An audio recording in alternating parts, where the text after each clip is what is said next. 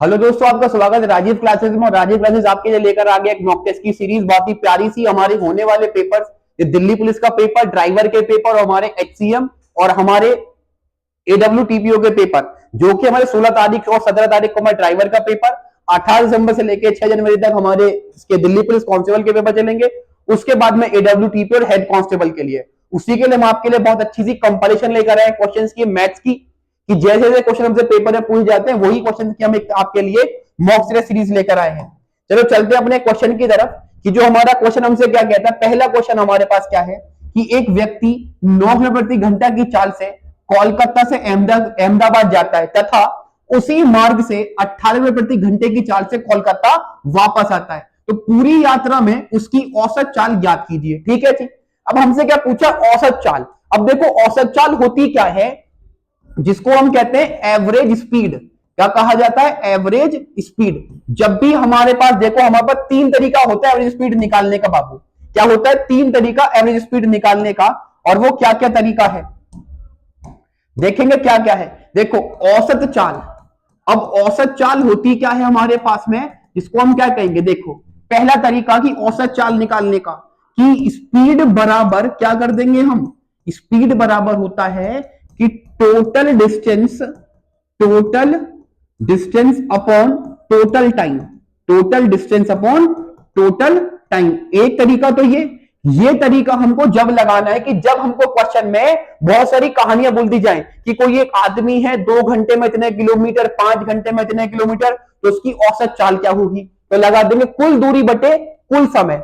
दूसरा तरीका जो औसत चाल निकालने का क्या है, कि जो हमको औसत चाल निकले क्या निकालेंगे, 2ab upon a plus B, जिसमें कि a और b हमारी चाल होगी। ये उस जगह पर लगेगा ऐसा क्वेश्चन जहां पर बस खाली आपको क्वेश्चन में दो स्पीड दी गई हो, खाली क्या कहा होगा, इतने की स्पीड से गया, इतने की स्पीड से वापस आ गया, तो मेरी औसत चाल क्या होगी। ठीक है जी। अब देखो जो हमारे पास क्वेश्चन था, क्वेश्चन क्या था कि एक व्यक्ति 9 किलोमीटर प्रति घंटे की चाल से जा रहा है, 18 की चाल से वापस आ जा रहा है, तो उसकी औसत चाल क्या होगी। बस खाली क्या लगा दो, हमें क्या लगा देना, 2ab upon a plus b, 2ab upon a plus b. तो क्या हो जाएगा, 2 इंटू 9 इंटू 18 और बटे कितना हो जाएगा, दोनों को कर दो, जोड़ दो, a प्लस बी, 9 18 कितना हो जाएगा, 27, 9 तिया 27, 3 से काटोगे 6 बार में, तो कितना जाएगा, 6 दूनी 12 किलोमीटर प्रति घंटा क्या हो जाएगी बाबू, इसकी औसत चाल हो जाएगी, जो कि ऑप्शन नंबर बी हमारे पास में सही उत्तर होगा। ठीक है जी। अगले पर आते हैं नेक्स्ट क्वेश्चन पर, कि नेक्स्ट क्वेश्चन देखो हमसे क्या कहता है। कह रहा है कि 210 मीटर लंबी और 140 मीटर लंबी दो रेलगाड़ियां हैं, एक ही दिशा में 80 की स्पीड से और 150 की स्पीड से गतिमान है, मतलब चल रही हैं, एक ही डायरेक्शन में जा रही हैं, इस तरीके से एक ही डायरेक्शन में जा रही हैं। और पीछे से आ रही एक तेज चाल वाली रेलगाड़ी द्वारा दूसरी रेलगाड़ी को पार करने में कितना समय लगेगा, क्या होगा, कितना समय लगेगा। एक चीज देखते हैं यहीं पर ही, कि जब भी दो रेलगाड़ी एक दिशा में जाती हैं तो उनकी स्पीड क्या हो जाती है, माइनस हो जाती है, जिसको हम कहते हैं रिलेटिव स्पीड, मतलब इनकी जो सापेक्ष चाल होगी क्या होती है, घट जाती है। अगर यहीं पर एक कंडीशन बनती है कि अगर दो ट्रेनें या दो आदमी एक दूसरे की विपरीत दिशा में आ रहे हैं, तो यहां पर क्या होता है, उनकी रिलेटिव स्पीड हो जाती है, जुड़ जाती है, S1 प्लस S2। ठीक है जी। अब यहां पर क्या है कि एक की क्या है 210 और एक की क्या है 140, आपस में पार करने की बात। एक और बात यहीं पर बता दें कि क्या होती है, अगर कोई भी टनल हो, कोई भी ब्रिज हो, मतलब कोई भी सुरंग हो, कोई भी बाबू पुल हो, कोई भी तुम्हारे पास स्टेशन हो, मतलब स्टेशन मतलब कि अगर कोई भी प्लेटफॉर्म हो, प्लेटफॉर्म, ठीक है, या फिर कोई भी एक स्टेशनरी ट्रेन हो, क्या हो, स्टेशनरी ट्रेन या खड़ी हुई या किसी को पार करने की बात हो, जिसकी लंबाई होती है, उसे पार करने के लिए हम क्या करें, उनकी स्पीड, उनकी दूरी क्या हो जाती है, जुड़ जाती है, क्या हो जाएगी, जुड़ जाएगी। ठीक है जी। तो जो हमारा क्वेश्चन हमसे क्या कह रहा है, हमारे क्वेश्चन ने हमसे कहा, हमारा क्वेश्चन कह रहा है कि 210 मीटर लंबी रेलगाड़ी है और एक रेलगाड़ी है हमारे पास में कितने की, 140 मीटर लंबी रेलगाड़ी। समय निकालना है, तो समय बराबर क्या होता है, दूरी बटे चाल, दूरी बटे चाल। अब देखो कि 210 प्लस 140 दोनों एक दूसरे को पार करेंगी, अब दोनों एक ही दिशा में सेम डायरेक्शन में है तो क्या हो जाएगा, चालों का अंतर कितना हो जाएगा, चालों का अंतर 80, ऐसे 150 माइनस 80 किलोमीटर प्रति घंटा है, तो बाबू इसको चेंज करने की मीटर पर सेकंड में, ये हमारे पास मिनटों में आंसर दिया, कितने में, मिनट्स में आंसर दिया गया है। तो 5 और ऊपर हो जाएगा हमारे पास में ये 18, ठीक है। ऊपर जोड़ो कितना हो गया 0, 5 और 3, नीचे कितना हो जाएगा 70, ऊपर 18 और ये नीचे 5, 0 से 0 खत्म, ठीक है जी। 7 पंजे 35 और 5 से 5 खत्म, कितना आ जाएगा हमारे पास में 18 सेकंड आ जाएंगे, कितना जाएंगे 18 सेकंड। पर आंसर तो हमको क्या पूछा, मिनट के अंदर पूछा है, इसको मिनट में कन्वर्ट करने के लिए क्या करें बाबू, हम यहां पर कर देते हैं हम 18/60, 60 से भाग 3 6 18 और 6 3 18, 6 से 10 बार में कितना जाएगा 0.3 मिनट, कितना जाएगा ऑप्शन नंबर ए 0.3 मिनट आ जाएगा, ठीक है जी। चलते अपने नेक्स्ट क्वेश्चन की तरफ। क्या कहता है कि एक वार्षिक साधारण ब्याज के समान दर पर विपुल 5400 रुपए की राशि निवेश करता है और विजय 9400 रुपए की राशि निवेश करता है, ठीक है।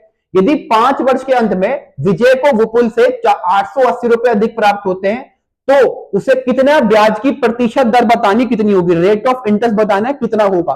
तो एक चीज बताओ कि जो 840 रुपए ज्यादा मिल रहे हैं, मान लो कि विपुल को 5400 रुपए इन्होंने दिए, ठीक है, और इसको कितने दिए 9400 रुपए दिया, दोनों का समय कितना 5 साल बराबर है।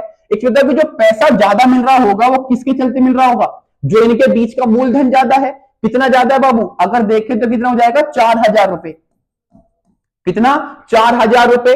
अब 4000 रुपए कितने वर्ष के लिए मिल रहे हैं हमको, 5 सालों के लिए, कितने के लिए 5 साल में मेरे को कितना मिलेगा 4000 रुपए ज्यादा मिलेगा, 4000 रुपए पर 840 रुपए ज्यादा, कितने 4000 रुपए पर 840 रुपए ज्यादा मिले। एक चीज बताओ कि 840 रुपया 4000 पर ज्यादा मिल रहे हैं, ठीक है, और इनटू क्या कर दूं 100, ये खत्म 4 से काट दो कितनी बार में 21 बार में, तो मेरे पास निकल के आया 21%। पर कंडीशन क्या है कि 21% 5 साल का ब्याज है, तो इसको अगर मैं 21 को 5 से भाग करूं तो कितना जाएगा 5 चौक 20 और 5 दूनी 10, मतलब कि 4.2% मेरे पास में क्या बन जाएगा, इसकी वार्षिक दर बन जाएगी, ठीक है जी। चलते हैं नेक्स्ट क्वेश्चन की तरफ।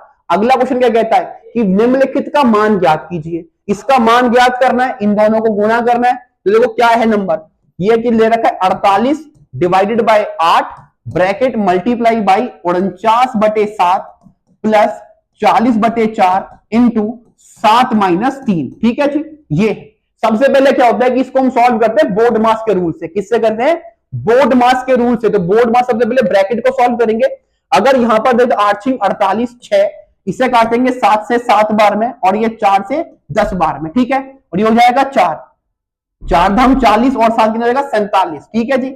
6 × 47, बस यही गुणा करना है, कितना हो जाएगा 7 6 42, 4 7 3 24 और 2 28, कितना जाएगा 282 मेरे पास में इसका सही उत्तर बन जाएगा, ठीक है जी। चलते हैं नेक्स्ट क्वेश्चन पे। हमारे पास नेक्स्ट क्वेश्चन क्या कह रहा है कि दो संख्याओं का अनुपात 4:9 है और इनका अंतर ज्ञात कीजिए यदि उनका मध्य अनुपाती कितना है, खाली क्या है 24 है, तो दोनों संख्याओं के बीच धनात्मक अंतर कितना होगा, ठीक है जी। अब आ जाओ, इन दोनों के बीच का अंतर पूछा और कहा है कि 2 नंबर का अनुपात दे दिया 4:9, ठीक है, और इनका क्या कहा गया कि मध्य अनुपाती क्या होता है बाबू हमारे पास में मीन प्रपोर्शन, ये मेरे को दे दिया 24। सबको पता है कि मीन प्रपोर्शन निकालते कैसे, तो होता है √AB, दोनों संख्याओं गुणनफल का अगर मैं वर्गमूल निकाल तो वो मेरे पास क्या निकलेगा, उसका मीन प्रपोर्शन निकल जाएगा।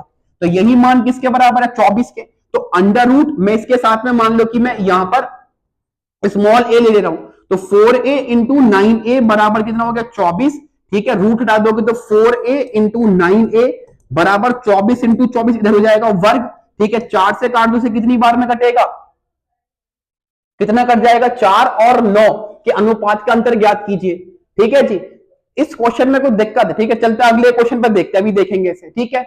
आ जाओ, कह रहा है कि मंदार के 2 पोते केतन और तुषार हैं, कौन कौन है, 2 पोते हैं केतन और तुषार। 11 वर्ष केतन को मंदार की संपत्ति में कुछ धनराशि मिलती है, ठीक है जी, और 12 वर्षीय तुषार को बाकी धनराशि मिलती है, ठीक है। लेकिन केतन और तुषार को धनराशि तभी मिलेगी जब वे 22 वर्ष के हो जाएंगे, तब तक धनराशि बैंक में जमा रहेगी और उस समय वार्षिक रूप चक्रवृद्धि ब्याज 8% वार्षिक दर से मिलेगा, ठीक है जी। क्वेश्चन किस पर बन गया हमारे पास? चक्रवृद्धि ब्याज पर 8% का कंपाउंडेड इंटरेस्ट है और कहते हैं कि जब दोनों 22 वर्ष के हो जाएंगे तो उन्हें समान धनराशि मिलेगी। देखो, जब भी बात करी जाएगी समान धनराशि मिलेगी या पैसा इतना हो जाएगा या पैसा इतना गुना हो गया, तो उसको हम क्या कहते हैं? मिश्र धन, मतलब क्या कहते हैं? अमाउंट कह देंगे। 22 साल की उम्र में इनको क्या मिलेगा? धन मिल जाएगा। अगर मैं देखूं कि यहां पर रेट मेरे को दिया गया 8% का, 8% का मतलब कितना हो जाएगा हमारे पास? 2/25 कितना बन जाएगा? 2/25 बन गया। अब 25 रुपए पर 2 रुपए का लाभ है हमारे पास में। अब केतन जो है, अब मान लो कि मंदार और कौन कौन है? केतन और तुषार। तो केतन को मान लिया के में केतन के हिस्से में के रुपया डाला और तुषार के हिस्से में क्या मान लो? टी रुपया डाला। ठीक है जी। अब जो इन दोनों का अमाउंट है वो मुझे क्या करना है? बराबर करना है। अब एक चीज बताओ कि ये बनेगा 27/25। तो जो इसका इतना मल्टीपल होगा, केतन की उम्र अगर आज 11 साल है तो 22 साल पे कितना? 11 साल के लिए इसे जो पैसा मिलेगा ये इसका अमाउंट हो गया। और जो तुषार को मिलेगा वो 27/25 और ये 12 साल का है तो इसे कितने साल के लिए पैसा लगा? इसका 10 साल के लिए। तो ये कंडीशन हमारी क्या हो गई? सेट हो गई यहां से। ठीक है, अब आ जाओ कि पैसा क्या है कि अगर मैं इसको इधर से काट दिया तो कितना बन गया? पावर बस खाली एक बची। केतन और तुषार का जो अनुपात आ जाएगा वो कितना बन जाएगा? 25/27 आ गया। कितना आ गया? 25/27। और इन्हें क्या कहा कि उनके कुल धनराशि लगी 24,700। तो दोनों को जोड़ो कितना हो जाएगा? 52। कितना बन जाएगा बाबू यहां पर? 25 25 50 और 2 52। तो जो 52 की वैल्यू जो है वो 247 के पीछे 2 जीरो है। ठीक है, यदि मंदार के पास कुल राशि इतनी थी तो तुषार का पैसा बताना है। कहने का मतलब कि एक का मान जो होगा इतना बटे 52 और मुझसे पूछा क्या है? इन्होंने पूछा है मुझसे तुषार का मान। तुषार कितना है? मतलब कि 27 का मान हमसे पूछ दिया। कितने का पूछा? 27 का मान पूछ दिया। तो बस खाली इसको हम काट देंगे तो काटने के बाद आंसर बनेगा 12,825 रुपया जो होंगे तुषार के होंगे और बचे हुए किसके हो जाएंगे हमारे पास? इसके केतन के हो जाएंगे। ठीक है, जब भी हमसे कहा जाएगा कि हमारे अमाउंट बराबर है तो अमाउंट बराबर कर दो। ठीक है जी, और इतना ही करना है। चलते हैं नेक्स्ट क्वेश्चन पर। नेक्स्ट क्वेश्चन क्या कहता है कि 20, 28, 60, 120 और 135 का क्या बताना है? एलसीएम बताना है। क्या बताना है? एलसीएम बताना है। तो ये सिंपल सी बात है कि अगर मैं कहूंगी 28, 60, 120 और 135 का एलसीएम बताना। एक चीज बताओ, एक सिंपल सी चीज, जो सबसे बड़ी संख्या होगी उसी का कोई ना कोई एक मल्टीपल मेरे पास में क्या होगा? एलसीएम होगा। और अगर हम देखें तो एलिमिनेशन मतलब ऑप्शन से भी कर सकते हैं। क्या कर सकते हैं? देखो, इसमें मुझे 5 दिखाई दे रहा है तो 5 से करने वाले नंबर के पीछे 0 या 5 होता है। तो एक ही संख्या है कौन सी? 7560 जिसके पीछे 0 आ रहा है। तो यही मेरे पास में क्या बन जाएगा? इसका एलसीएम बन जाएगा। ठीक है जी, चलते हैं नेक्स्ट क्वेश्चन की तरफ। अगला क्वेश्चन क्या कहता है? कह रहा है कि एक परीक्षा में गणित के 3 पेपर, अंग्रेजी के 2 पेपर, विज्ञान का 1 पेपर है। सभी पेपर 100 अंक के थे। तो एस को गणित में 60%, अंग्रेजी में 70% और विज्ञान में 50% अंक मिलते हैं। तो सभी पेपर में उसके औसत प्रतिशत अंक कितने थे? एवरेज बताना है। एक ही बताओ कि अगर गणित के एक पेपर में 60 मिले, पेपर तो गणित के 3 ना, तो कितना हो जाएगा? 60 × 3 प्लस हमारे पास क्या थे? विज्ञान के 2 कितने? अंग्रेजी के 2 पेपर जिसमें 70% मिला, तो कितना? 70 × 2। और हमारे पास में क्या था? एक पेपर विज्ञान और साइंस का पेपर जिसमें इसको मिले 50, क्योंकि एक ही पेपर था। और बटे टोटल पेपर कितने हो गए? 3, 2, 5 और 1, 6। ठीक है जी, ये हो जाएगा 180, 140 और ये हो जाएगा 50/6। जोड़ दो सबको, कितना हो जाएगा? ये 0, 8 4 12, 12 और 5 17 का 7, 1 हासिल को हो जाएगा 370/6। काटेंगे तो 6 6 36, 6 1 6, पॉइंट लगा दिया। ठीक है जी, 4 और ये हो जाएगा 40, ये जाएगा 6। 61.67% मेरे पास में क्या बन जाएगा? मेरा आंसर बन जाएगा, जो कि ऑप्शन नंबर ए हमारे पास में सही उत्तर होगा। ठीक है जी, चलते हैं नेक्स्ट क्वेश्चन की तरफ। अगला क्वेश्चन क्या कहता है? अगला क्वेश्चन कह रहा है कि एक विद्यार्थी है, एक विद्यार्थी को एक पुस्तक की खरीदारी में निम्नलिखित पर 4 ऑफर मिल रहे हैं। कितने ऑफर मिल रहे हैं? 4 ऑफर मिलते हैं। पहला ऑफर जो है मेरे पास में 20% की 2 क्रमिक छूट दे रहा है।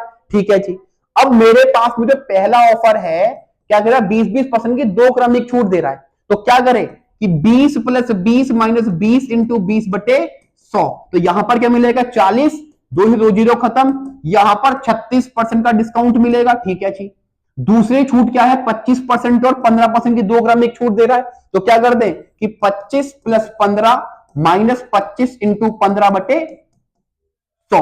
ठीक है जी, ये हो जाएगा 25 चौके 100, ये हो जाएगा कितना 30 और एक 40। ठीक है, 4 तिया 12, कितने बचेंगे यहां पर 4 तिया 12, 3 7 चौक 28। ठीक है, 3.7।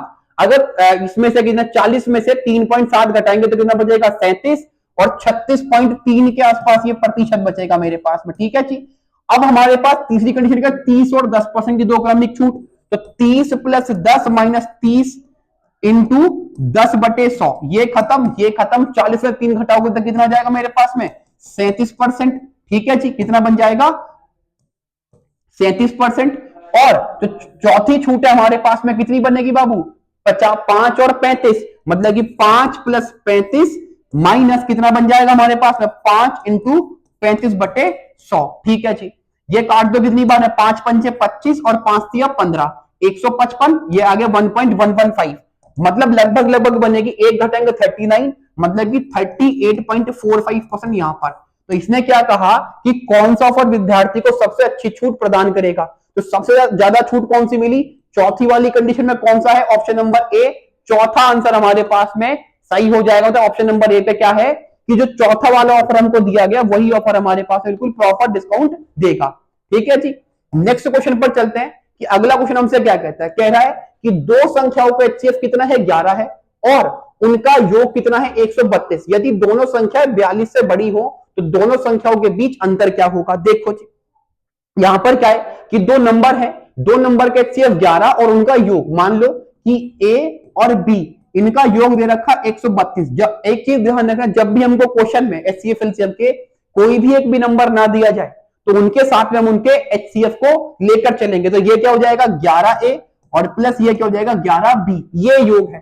ठीक है जी, तो मेरे पास में a प्लस बी अगर 11 कॉमन निकालने काटेंगे तो कितना बन जाएगा 12। a प्लस बी के अंकों का योग कितना हो जाएगा 12। ठीक है, अब इसको हम तोड़ते हैं। ठीक है, ये हो गया 1 11, 2 रखेंगे तो यहां पर आएगा 10, 3 रखेंगे तो यहां पर कितना जाएगा 9, 4 रखेंगे तो यहां पर हो जाएगा 8, यहां पर रखेंगे 5 तो यहां पर कितना हो जाएगा 6, और यहां पर कितना रखना पड़ेगा 6, तो यहां पर कितना हो जाएगा हमारे पास में 7। ठीक है, यहां पर होगा 7 और यहां पर 6 रखेंगे तो ये हो जाएगा 6। ठीक है जी, अब एक चीज देखो यहां पर क्या बनता है, एक क्वेश्चन और बन सकता है पेपर के अंदर कि ये ऐसे कितने युग्म संभावित है, मतलब ऐसे पॉसिबल पेयर्स कितने होंगे, तो जिनके बीच में कुछ भी कौन तो वो पेयर नहीं बनेगा, ये भी पेयर नहीं बनेगा, ये भी नहीं बनेगा और ये भी नहीं बनेगा। तो मेरे पास में दो ही, एक 11 और एक क्या बनेगा 5 और 7। ठीक है जी, अगर मैं इसमें गुणा करूं 11 की तो 11 का 11, पर कंडीशन ये कि 42 से बड़ा नंबर होना चाहिए मेरे पास में, तो ये पेयर भी हटा दो तो कितना बनेगा, एक बनेगा 11 पंजे 55 और एक बन जाएगा मेरे पास 77। ठीक है, दोनों का अंतर पूछा कितना आ जाएगा 22, जो कि ऑप्शन नंबर डी मेरे पास में सही उत्तर होगा। ठीक है, उन दोनों संख्याओं का क्या पूछा था अंतर, जो कि 22 है। ठीक है, आ जाओ नेक्स्ट क्वेश्चन पर चलते हैं। कहता है कि 16 और 48 का तृतीय अनुपाती क्या होता है। जब भी हमसे थर्ड प्रपोर्शन या फिर तृतीय अनुपाती पूछा जाए दो नंबर का, तो खाली क्या करना है कि आखिरी की संख्या को 2 बार गुणा करके पहली वाली संख्या से क्या कर दो भाग कर दो। इसी को किताब में लिखा जाता है कि बी स्क्वायर बाई ए, या बी स्क्वायर को ए से भाग कर दो। तो देखो काट दो इसे, 16 तिया 48। ठीक है जी, अब 48 का 3 गुना करेंगे तो कितना हो जाएगा हमारे पास में 24, और ये 12 मतलब कितना हो जाएगा 144 मेरे पास में सही उत्तर होगा option number A. Next question पर आता है, कहता है कि उस वस्तु का क्रय मूल्य क्या होगा जो 8% के लाभ के साथ कितने की बाबू 1566 रुपए में बेची जाती है। अब एक बताओ कि 1566 जो है वो 108 की वैल्यू होगी और मुझसे पूछी कितने की है 100% का मान पूछा है। कितने का पूछा है 100% का मान पूछा है। इसको काटेंगे और इसका आंसर बताएंगे कि इसका कितना आंसर होगा ऑप्शन नंबर ए, बी या सी डी में से। ठीक है, नेक्स्ट क्वेश्चन पर आता है, कहता है कि एक संख्या को पहले 15% घटाया जाता है और फिर 20% बढ़ाया जाता है। इस प्रकार प्राप्त संख्या मूल संख्या से कितनी अधिक है 78 अधिक है, कितनी 78 अधिक है। अगर मैं तुमसे कहूं बाबू कि देखो कि 15% बढ़ा दिया गया, कितना बढ़ा दिया गया 15% बढ़ा दिया गया। 15% का मतलब अगर हम देखें तो कितना हो जाता है 3/20। ठीक है, 20% का मतलब कितना 1/5। कोई संख्या 20 से कितनी कर दी, पहले 23 कर दी, फिर कितनी कर दी 5 से कितनी कर दी है घटाई गई है ना, तो 17 हो जाएगी। 20 से 17 और 5 से कितनी कर दी गई 6, ठीक है। ये कितना हो जाएगा 100, 7 6 42, 4 कितना हो जाएगा 102। अब इन्होंने क्या कहा था कि जो प्राप्त संख्या है मूल संख्या से 78 अधिक है, 78 कितनी ज्यादा है 2, तो 2 का मान कितना 78, 2 से काटेंगे 2 तिया 6 और 2 नीम 18, मतलब कि 1 का मान कितना आ गया 39। और मुझसे पूछा क्या है, तो मूल संख्या क्या होगी, तो मूल संख्या 100 में 39 गुणा करेंगे कितना आ जाएगा 3900, 3900 मेरे पास में मेरी वो मूल संख्या बन जाएगी, ठीक है जी। नेक्स्ट क्वेश्चन पर आते हैं। कहते हैं कि ए किसी कार्य को 32 दिनों में और बी उसी कार्य को 48 दिनों में पूरा कर सकता है। वे 8 दिन तक एक साथ कार्य करते हैं और फिर कार्य करना, और फिर कौन है इसमें से, कौन बी या ए बी, ठीक है। इसमें चलते नेक्स्ट क्वेश्चन देखते हैं। दो शंखों की ऊंचाई का अनुपात 4:3 है और उनके आधार की त्रिज्या का अनुपात कितना है 1 और 2 है, तो इनके आयतन का अनुपात कितना होगा, देखो जी आयतन का अनुपात पूछा, शंकु, तो शंकु मतलब कि होता है कोण, तो वॉल्यूम ऑफ कोण होता है कितना 1/3 पाई आर स्क्वायर एच। मेरे पास में दो कोण है, ये देखो 1/3 पाई आर स्क्वायर एच, और मान लो कि दूसरा कोण हो जाएगा 1/3 कैपिटल आर मान लो, इसकी कैपिटल एच मान लो, ठीक है। इनकी ऊंचाई देखो, ये कॉन्स्टेंट वैल्यू खत्म हो जाती है हमारे पास जब भी अनुपात पूछा जाएगा। इनकी ऊंचाइयों का अनुपात कितना दे रखा है 4, और यहां पर कितना है 3। इनकी त्रिज्याओं का अनुपात 1-2, मतलब कि 1 × 1, और यहां पर कितना 2 × 2, तो 1 1 2, 2 से 4 खत्म, तो ये हो जाएगा 1:3 जो होगा इनके आयतन का अनुपात। ऑप्शन नंबर ए क्या हो जाएगा हमारा सही उत्तर हो जाएगा, ठीक है जी। अगले क्वेश्चन पर आते हैं। यदि समान ब्याज दर पर 2 वर्षों में साधारण ब्याज 4200 रुपए और चक्रवृद्धि ब्याज कितना 51 रुपए हो जाता है, तो उसका मूलधन ज्ञात कीजिए कितना होगा। एक चीज बताओ, इस क्वेश्चन में ट्री मेथड में बना देते हैं, ठीक है। अगर 2 सालों में 42 रुपए मिल रहे हैं, तो एक साल में 21 रुपये, अगले साल भी 21 रुपये, क्योंकि बराबर धन मिलता है। अब 21 21 42, 8 और 1 कितना हो जाएगा यहां पर 9, तो दूसरे साल में 9 रुपये का ब्याज एक्स्ट्रा मिला, ठीक है जी। इनसे पूछा मूलधन, तो यहीं से हम क्या निकालते हैं इसकी रेट ऑफ इंटरेस्ट, ठीक है। ये कहेंगे कि 9 21 का कितना परसेंट क्या हो जाएगा 9। अगर मैं यहां निकालूं कि 21 का, क्योंकि ए परसेंट कितना है बाबू 9 है, कितना है 9 है, तो क्या कर दे यहां पर कि 3 3 9, 3 से 7 बार में कितना हो जाएगा ए का मान हो जाएगा, अगर कहें तो 300/7, कितना हो जाएगा 300/7, और इसकी परसेंटेज वैल्यू निकालेंगे तो 1/7 14 सही, 14 सही 2/7, मतलब कि ये निकल आएगा 42 सही 6/7% का इंटरेस्ट रेट लग रहा है हमारे पास में, ठीक है। या फिर ये कह सकते हैं कि ये कितना बन रहा है हमारे पास में 3/7, इसका 3/7, तो ये प्रिंसिपल है, प्रिंसिपल का 3/7 जो होगा 21 होगा, ठीक है। अगर प्रिंसिपल निकालना 3/7 बराबर 21, 3 से 7 बार में, तो प्रिंसिपल का मान कितना आ गया 7 7 49, जो भी ऑप्शन नंबर ए मेरे पास में सही आंसर होगा, ठीक है जी। चलते हैं नेक्स्ट क्वेश्चन पे। अगला क्वेश्चन क्या कहता है कि एक बेईमान दुकानदार अपने सामान को क्रय मूल्य पर बेचने का दावा करता है। कह रहा है कि अगर मैं जो भी मेरा सामान है उसको मैं अपने क्रय मूल्य में कॉस्ट प्राइस पर बेचूंगा, और कहा जा रहा है कि हालांकि वह एक ऐसे बाट का प्रयोग करता है जिसका वजन वास्तविक वजन से 40% कम है, तो उसका लाभ प्रतिशत कितना होगा, एक ही बताओ कि हमेशा क्या करना 1000 रुपए बनाना, और ये यहां पर कॉस्ट प्राइस, यहां पर सेलिंग प्राइस।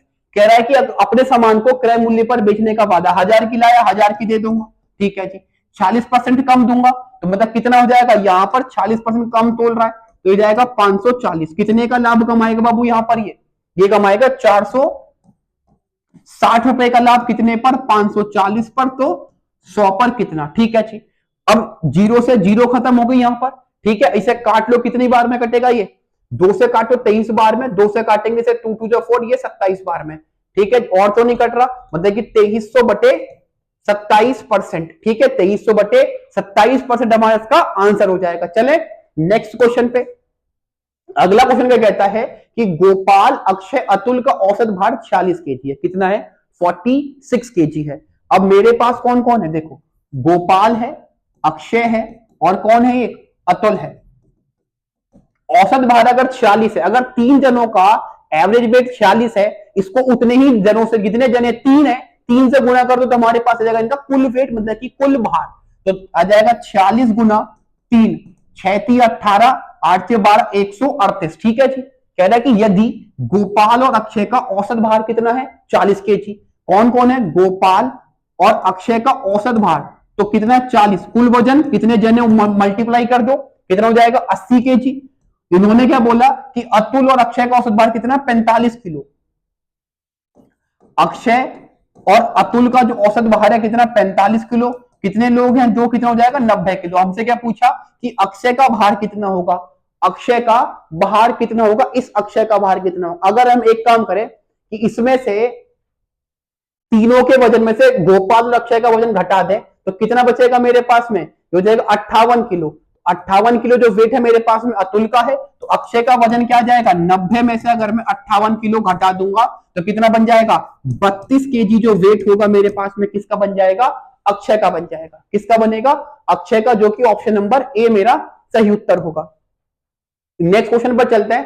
कहता है कि 4 अंकों की वह सबसे बड़ी संख्या ज्ञात कीजिए जो 15, 25, 40 और 75 से पूर्ण से विभक्त होगी।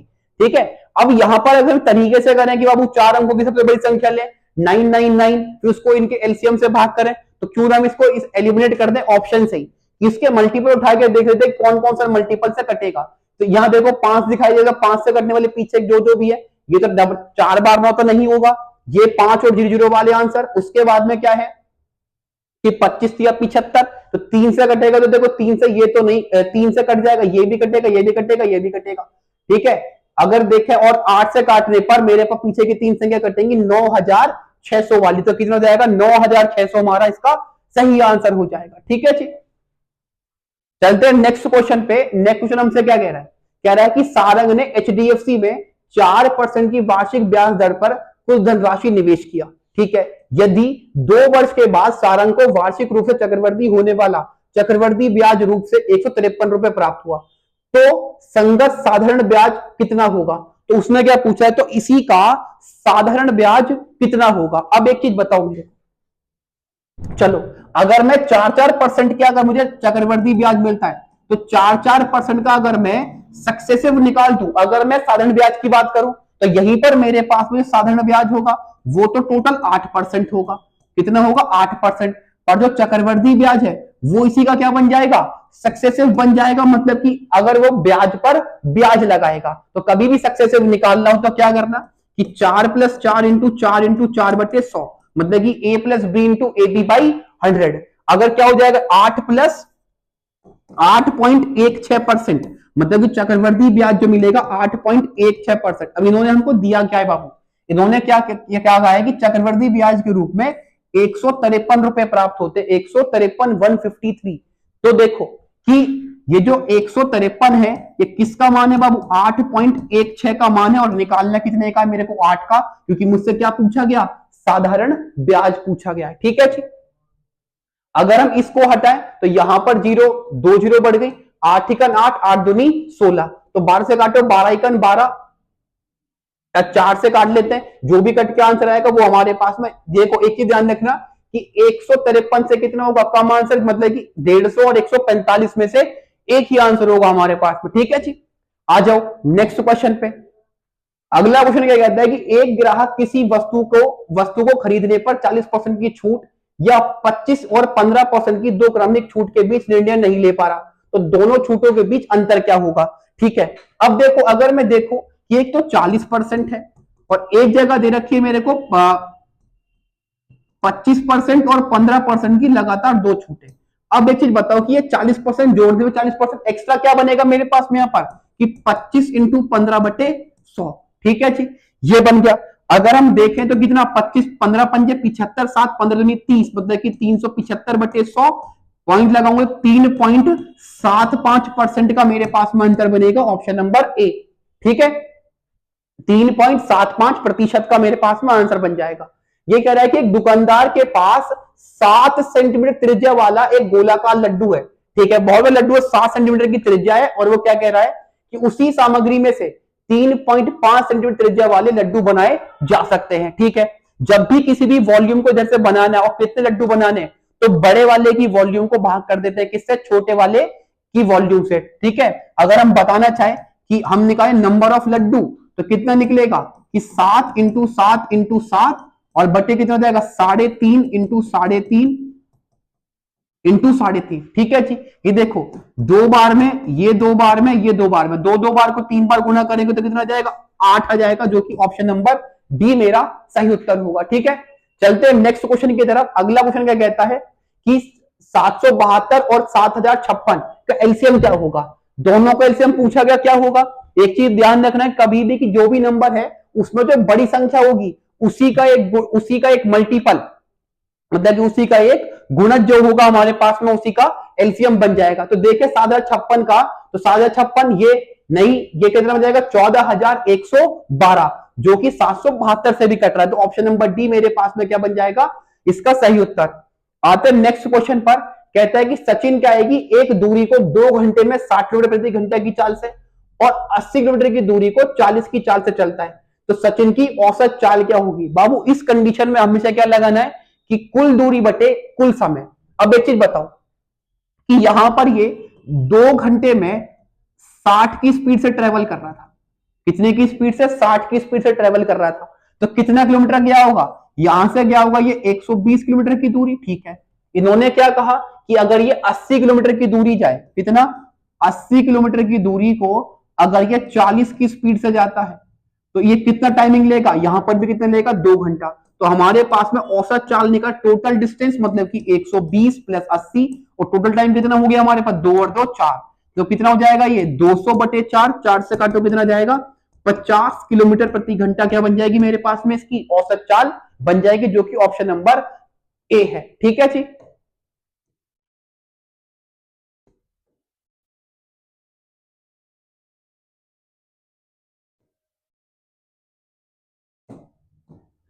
इसी तरीके से हम और मॉक टेस्ट लेकर आपके लिए सामने आएंगे। ये हमारा पहला मॉक टेस्ट था जो कि कंपाइलेशन है बहुत अच्छे अच्छे क्वेश्चंस का। ठीक है जी, मिलते हैं नेक्स्ट वीडियो में।